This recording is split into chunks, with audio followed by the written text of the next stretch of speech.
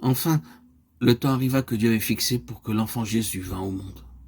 Et juste à ce moment, le gouvernement donna l'ordre de procéder à un recensement. Vous savez ce qu'on appelle ainsi? C'est le relevé de tous les habitants d'un pays, y compris les femmes et les enfants classés par catégorie et par âge. C'est très utile pour les administrations lorsqu'il s'agit d'établir des impôts ou de lever des soldats. On fait encore régulièrement des recensements de la population dans tous les pays civilisés, en France tous les 4 ou 5 ans.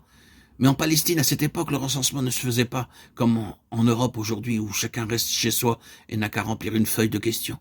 Il fallait alors se rendre à l'endroit d'où était originaire la famille à laquelle on appartenait. Et même si ce lieu était très loin de son domicile, on devait quand même faire le déplacement.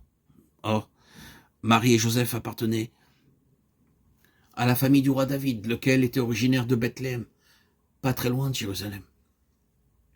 Il peut vous paraître étrange que ces paysans galiléens aient été les descendants du grand roi David, du héros et du poète d'Israël.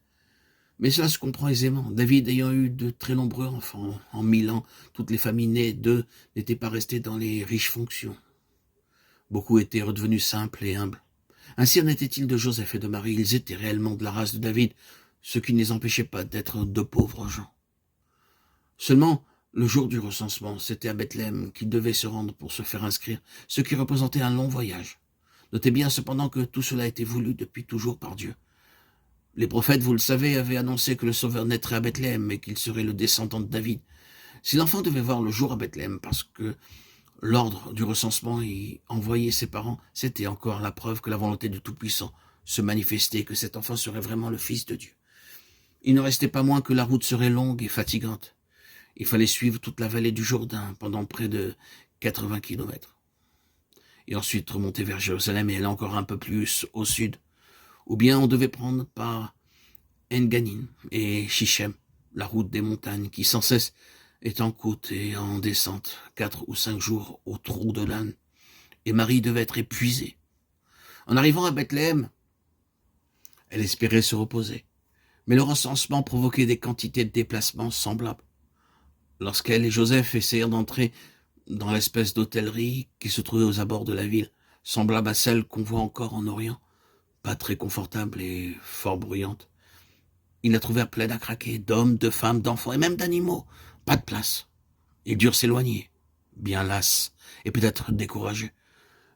Heureusement, dans tout le pays de Judée, les collines de calcaire sont trouées de grottes plus ou moins grandes, dont beaucoup ont été creusées par les hommes et qui servent à abriter les troupeaux.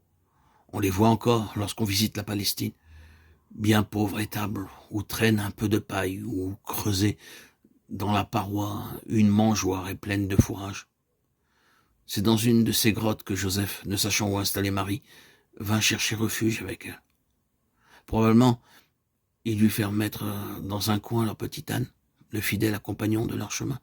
Il y avait sans doute aussi dans l'étable quelques bœufs, quelques moutons.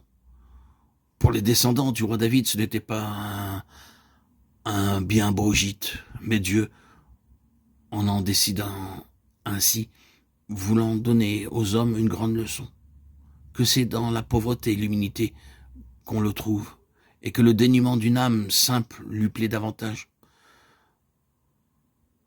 que toutes les splendeurs de la terre.